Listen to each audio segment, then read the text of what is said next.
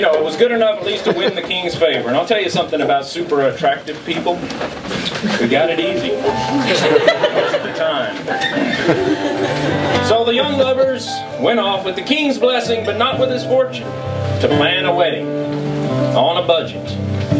They found a half-priced priest. That was their first mistake. This parson was part Italian, part Irish, and part hardwood. You'll find out what part in the story. They also found a band, kind of a cheap band, to play the reception. This band was good, but they hadn't broken out yet. And what was holding them back, to be honest with you, was their name. It's very important, a name. It's the difference between a chili dog and dog chili. Close, but entirely different. One you want, one you don't want. So this band would go on to amazing things after they changed their name. But at this point, at the wedding, they were known as the Dung Beetles.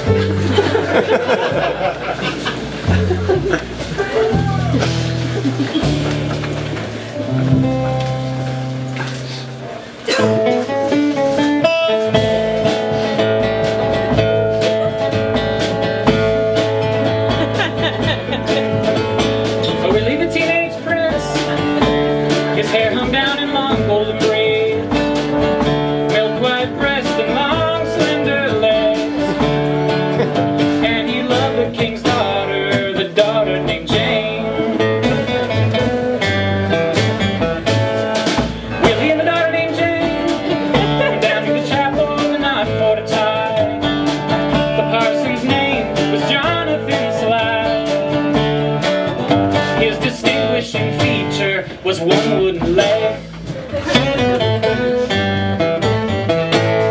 They hadn't been married but a week or two when Jane turned out to be a shrew. Oh no, Willie said, she's a teenage frigid bride.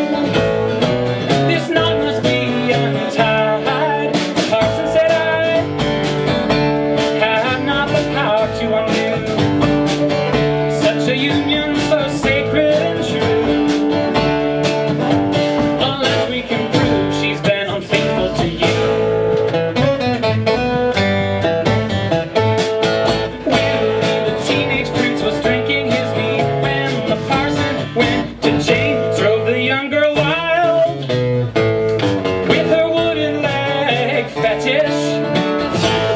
Turns out Willie was a dead fish. Then came home, Jane sitting on the parson's good knee. The parson said, hey Jane, don't get cross with me.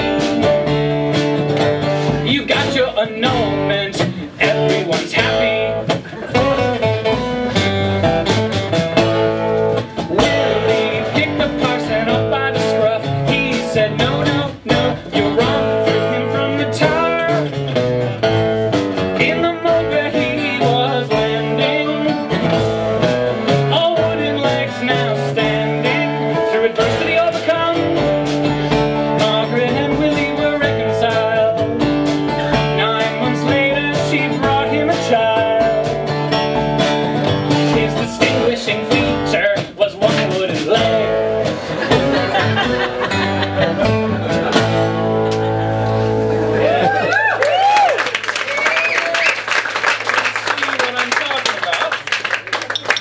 Well, Willie and Jane, they weathered this early storm. You know, a thing like that can ruin a marriage, but I like to think Willie was growing in wisdom and he embraced it. You know, you don't always know what a woman wants right off. You know, and at that point they didn't have an internet history to check.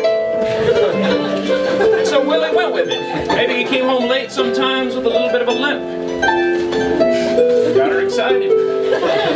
Maybe he put a little dab of lemon-scented pledge right here. And things were going great. In the sack and out of it. Until an old flame of Willie's showed up. And she was bent on seducing him. She was going to get him drunk. She even agreed to pay his lawing. I should explain, pay someone's lawing means just to pay their bar tab. They didn't have tab back then. They had diet soda, but they just called it water. Now, Willie was a good man. He resisted. He rejected this old flame, but that made her burn. And the bad thing about it is she had 7 brothers, and they were vengeful. And they came looking for innocent Willie. Watch what happens. As I walked out in Greenwood side, I heard a fair maid singing. Her voice was sweet and so complete that all the woods were ringing. I am the Duke of Athel's nurse, my purse does well become me. So hold tight the fight and meet again, and I'll be there. And he leaned over the saddle bow and sweetly kissed his deity. Another lady has my hand, it breaks my heart to leave you.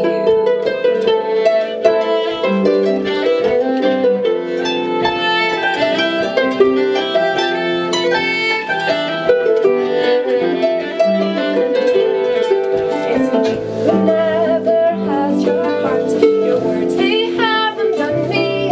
So let's make a time to meet again. As true friends you will find me.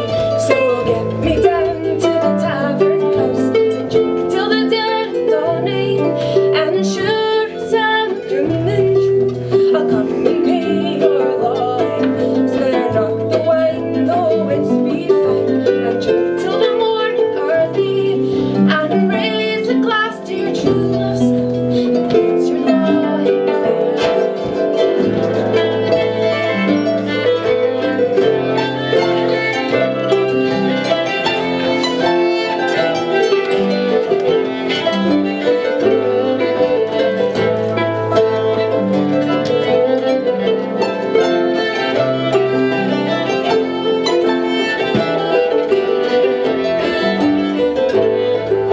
So he's gone down to the alehouse to drink good beer and brandy.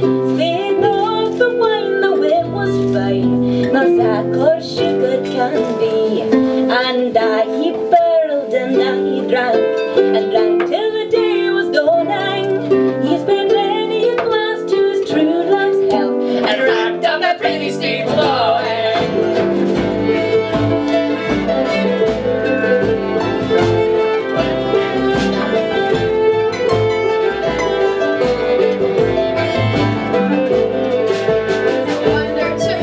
Young Willie did say,